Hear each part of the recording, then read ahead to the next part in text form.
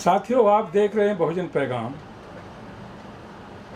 बहुजन पैगाम देश के बहुजनों की आवाज़ को बुलंद करता है, बहुजनों की आवाज़ को बहुजनों तक पहुंचाने का कार्य कर रहा है। यदि आप बहुजन पैगाम को घर घर तक पहुंचाना चाहते हैं, इसे लाइक करें, शेयर करें, सब्सक्राइब करें और जन जन तक पहुंचाने की कोशिश करें। साथियों, आज हमारे बीच मध्य प्रदेश से एक बहुत ही समाज सेवी आए हुए हैं। सर, आपका नाम क्या है? मेरा नाम हुकमचंद यादव है। मैं सत्य शोधक समाज अंतर्राष्ट्रीय का राष्ट्रीय प्रभारी हूँ और इंदौर मध्य प्रदेश में रहता हूँ। अभी आपने देखा 20 मई 2023 को दिल्ली में एक कॉन्फ्रेंस होने जा रही है, जिसमें देश के विभिन्न भागों से लोग आ रहे हैं। आपको उसके बारे में पता ही लग चुका है, उसके बारे में आप क्या कहना चाहेंगे? देखिए, जो बहुजन पैगाम मूवमेंट के नाम से आप लोगों ने जो प्लानिंग करी है, जो कार्यक्रम तय किया है, तो पहला तो मेरा मत 100% आपके साथ है कि आपने जो एक मिशन जो पहला पॉइंट लिया है कि ईवीएम हटाओ, बैलेट पेपर से चुनाव कराओ। वास्तविकता में अगर ईवीएम को नहीं हटाया और बैलेट पेपर से चुनाव नहीं कराया तो इस देश में आने वाले समय में वापस बहुजन समाज गुलाम बन जाएगा और गुलामी की ओर जा रहा है। तो जो पहला आपने जो पॉइंट उठाया है कि ईवीएम के बिना बैलेट पेपर से चुनाव कराना चाहिए, ईवीएम से चुनाव नहीं कराना चाहिए। दूसरा, आपने जितने भी महापुरुष हैं, हमारे जितने भी बहुजन समाज के महापुरुष हैं, उनको लेके जो मैदान में आए हैं, जो समाज में चेतना के रूप में उनको ला रहे हैं, इसके लिए मैं आपका तहे दिल से शुक्रगुजार हूँ कि कम से कम आप वास्तविकता में वो काम करने जा रहे हैं जो काम कोई संगठन कर नहीं रहा है। और पैगाम के माध्यम से जो देश के कोने कोने में मुझे जैसे मालूम पड़ा तो मैंने भी आपसे संपर्क किया कि भाई ये काम तो आप अच्छा कर रहे हैं और सत्य शोधक समाज अंतर्राष्ट्रीय आपके साथ में है, और आपको तहे दिल से ये धन्यवाद भी देता है कि इस माध्यम से देश के हर कोने में बुद्धिजीवी, हर संगठन के बुद्धिजीवी आना चाहिए। और ये एक संगठन का नाम नहीं है, इसमें सभी लोग आए, कोई अध्यक्ष नहीं है, कोई उपाध्यक्ष नहीं है। ये बहुत बढ़िया लगा मुझे कि कम से कम हम एक समानता के रूप में काम करें, और समानता के रूप में काम करके जो दुश्मन है, जो अभी वर्तमान में जो सत्ता बैठी हुई है, जो सरकार बैठी हुई है, आज देखिए कहाँ से पहलवानों की जो बेटियां बैठी हुई है, वो बेटियां पहलवानों की नहीं, वो हमारी बेटियां हैं। आने वाले समय में हो सकता है हमारी बहन बेटियों के ऊपर नंबर आ जाए। तो आने वाला समय जो खतरनाक है, उससे लड़ाई लड़ने के लिए आपने जो 20 मई को जो यहाँ कार्यक्रम रखा है, जो मीटिंग रखी है, वो आपका बहुत बहुत सफल होना चाहिए और हर व्यक्ति को तन मन धन से सहयोग करना चाहिए। ये एक लड़ाई है, ये एक युद्ध है, ये बहुजन समाज की ओर से जो आप लड़ाई लड़ रहे हैं, इसके लिए मैं आपको बहुत बहुत धन्यवाद देता हूँ और आपका आभारी हूँ मैं। सैनी साहब, सभी लोग कहते हैं कि देश बहुजनों का है, लेकिन 75 साल हो गए, इस देश में जो शासन सत्ता है वो बहुजनों के हाथ में नहीं आई। इसके लिए क्या होना चाहिए, क्या आप कहना चाहेंगे? जी, मेरे इसमें ये कहना है कि जैसे काफ़ी लोग, हो सकता है कि आपके इसमें एजेंट में भी हो, तो जो तमाम लोग, तमाम संगठन के लोग चिल्ला रहे हैं, जगह जगह रैलियाँ निकाल रहे हैं, बिहार में, यूपी में, छत्तीसगढ़ में, महाराष्ट्र में तमाम सांसद और तमाम संगठन के लोग चिल्ला रहे हैं कि ओबीसी की जनगणना होना चाहिए, जाति जनगणना होना चाहिए। तो मैं थोड़ा इसके पक्ष में नहीं हूँ, क्योंकि जाति जनगणना हम हमारी क्यों कराएं? हमारा घर है, हम मूल निवासी हैं, तो हम क्यों कराएंगे जाति जनगणना? जाति जनगणना तो उनकी कराओ ना जो यहाँ पर आए हुए हैं, जो बाहर से हम कहते हैं कि ये मूल निवासी नहीं है, ये आर्य लोग हैं, बाहर से आए हुए हैं, तो इनकी जनगणना होना चाहिए। नौकरी पैसे की जनगणना इनकी होना चाहिए कि कितनी नौकरी में, उसका दूध और दूध, पानी का पानी हो जाएगा।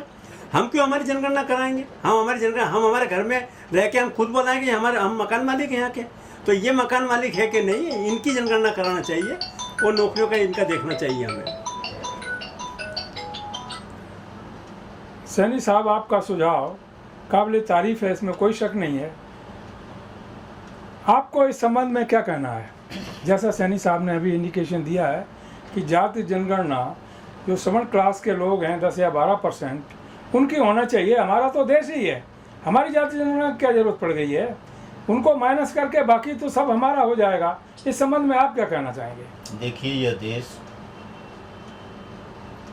भारतवर्ष है, हम भारत के निवासी हैं और भारतवर्ष में जाति जनगणना 1930 और 31 के बाद से नहीं हो पाई, यह पुख्ता साबूत है, जिसको लेकर जब जब जनगणना 10 वर्षीय बाद होनी थी, उन 10 वर्षों के बाद जैसे इसका क्रम आता है, इस देश में कुछ ऐसे तथाकथित लोगों द्वारा ऐसा प्रोपोगंडा फैलाया जाता है कि वह जाति जनगणना होने ही नहीं दी है।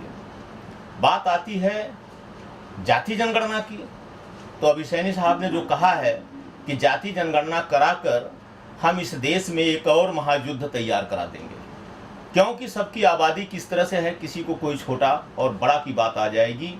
जो समता की बात हुई है, जो बाबा साहब के सपनों की बात हुई, वह चीज़ें नहीं हो पाई। ज्योतिबा फूले का जो सपना है, साहू जी महाराज का जो सपना है, इस देश में शूद्र अतिशूद्र की गिनती थी, लेकिन उसे हमें आज डाइवर्ट करके तरह तरह के प्रलोभनों में बांट कर रख दिया गया है, जिससे जाति जनगणना अगर केवल 10% की 15% आबादी का हो जाए तो 85% का अपने आप क्लियर हो जाएगा। ठीक है, एक बात जो मैंने पूछी वो बहुत ही आवश्यक है। 75 साल हो गए इस देश को आज़ाद होते हुए, ठीक है।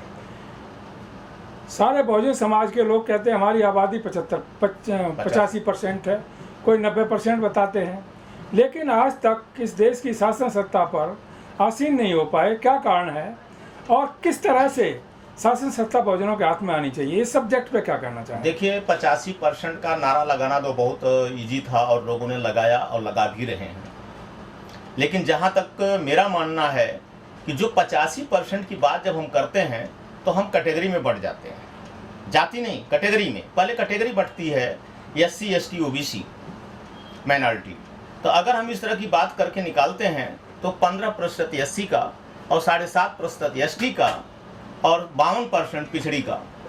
इस आधार पर जो 85% का हम नारा सुनाते हैं लोगों को, इसमें हमारे साथ खाई खोदी गई और हमारे जो अति पिछड़ा समाज 45% की आबादी है, उन्हें बरगलाकर शासन सत्ता का लाभ देने के नाम पर आज तक उनको अपने पीछे घुमाया गया। जो 22-22.5% सत्ता में आने का तो काम किया, लेकिन वो 3% ब्राह्मणों का और 7% मुसलमानों का वोट लेकर सत्ता में आने का काम किया।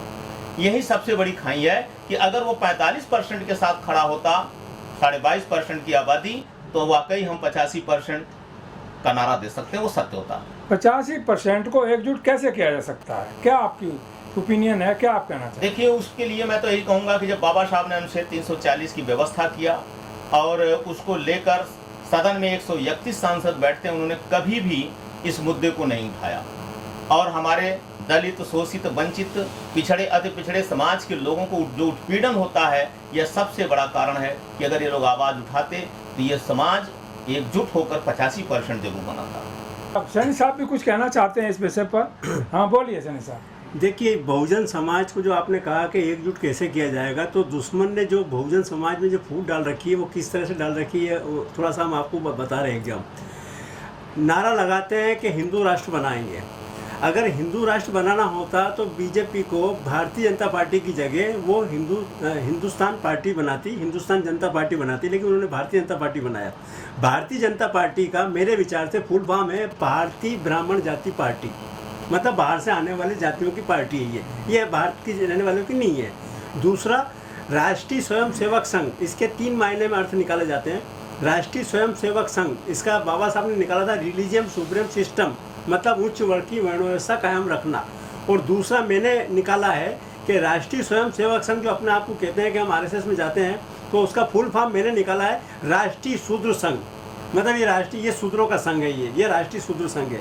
लेकिन उसको हमको गुमराह कर रखा है और हमारे सारे बहुजन समाज के लोग उसमें लगे हुए हैं।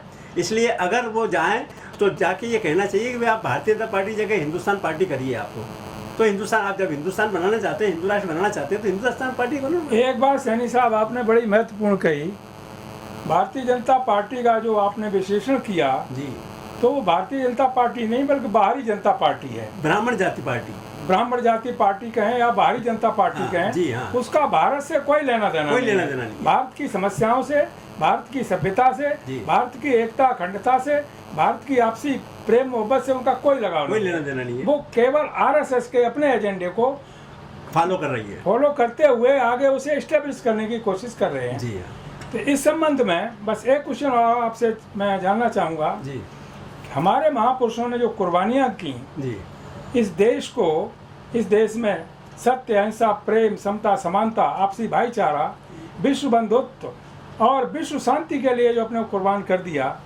उस एजेंडे को इन पार्टियों ने छोड़ दिया, आगे नहीं गए। इस संबंध में हमारे जितने भी संगठन हैं, सामाजिक संगठन हैं, हमको उस दिशा में आगे बढ़ना चाहिए और क्या करना चाहिए, क्या करना चाहिए आप? ये उस दिशा में देखिए, ये जितने भी आज देश में 30 लाख संगठन बने हैं, अगर ये सब एकजुट में काम करना होते तो महात्मा ज्योतिराव फुले ने 1873 को 23 सितंबर 1873 को संगठन बनाया था सत्यशोधक समाज, और 1875 के अंदर बना था आर्य समाज की स्थापना हुई थी।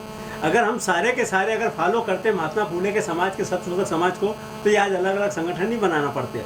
ये अलग अलग संगठन बनाकर ही हम दुश्मन से लड़ नहीं सकते हैं। और मेरा दावा है कि जब तक ये सारे संगठन अपने आप को बराबरी का नहीं मानेंगे, अपने आप को छोटा मोटा छोड़ के मतलब एक साथ नहीं रहेंगे, हम दुश्मन से नहीं लड़ सकते हैं। ऐसे ही लड़ते रहेंगे तो 2024 में मैं गारंटी आपके चैनल के माध्यम से गारंटी से कहता हूं कि या तो 2024 में आखिरी चुनाव होगा या फिर कभी ज़िंदगी में चुनाव होगा ही नहीं। ये इनकी फुल तैयारी है। सैनी साहब, आपने सही फरमाया कि बाबा साहब ने 3 बातें कही थी, शिक्षित बनो, संगठित रहो, संघर्ष करो।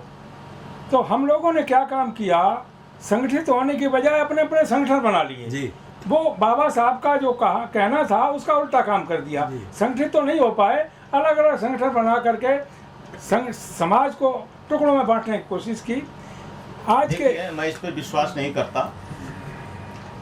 जिस प्रकार से अगर हमें शर्ट पहनने की जरूरत पड़ी तो हमने शर्ट खरीद ली। समाज में सबको मान सम्मान प्रतिष्ठा की आवश्यकता है, धन की आवश्यकता है, देश में रहने का अधिकार है और कार्य करने का भी अधिकार है। इन सारी मूलभूत आवश्यकताओं को देखते हुए बहुजनों ने जो भी संगठन बनाया, अपने महापुरुषों की बात को पहुंचाने के लिए, अपने महापुरुषों को सब तक पहुंचाने के लिए एक आदर्श संगठन बनाने का काम किया। वह लड़ने के लिए संगठन नहीं बनाया।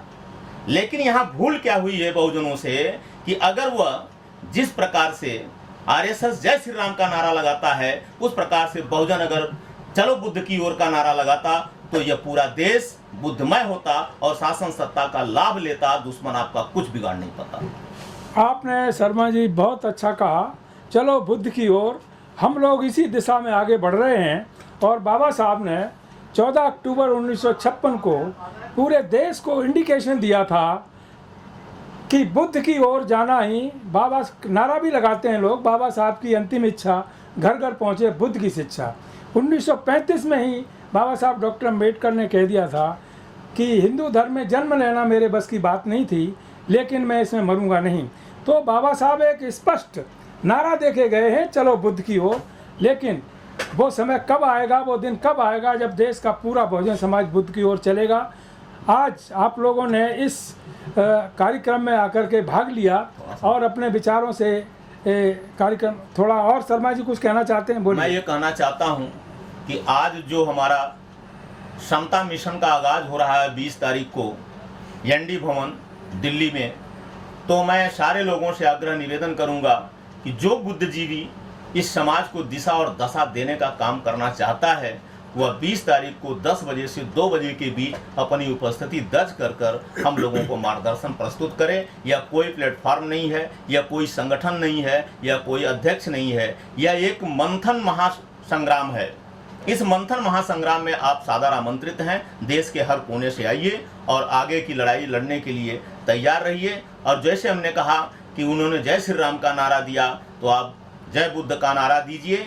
और जितने भी संगठन बने हैं वह जय भीम करने से काम नहीं चलेगा, बुद्ध की तरफ जाइए, पूरा देश बुद्धमय होगा। इन्हीं शब्दों के साथ मैं आप सभी लोगों का हार्दिक स्वागत, वंदन, अभिनंदन करता हूँ और निवेदन करता हूँ कि 20 तारीख को दिल्ली के कार्यक्रम को सफल करते हुए महापुरुषों के पद चिन्हों पर 150वां वर्ष सत्यशोधक समाज ने पूरा किया है, जो इंदौर में बड़े भव्य तरीके से राष्ट्रीय अध्यक्ष हुकुमचंद जी के नेतृत्व में होने जा रहा है।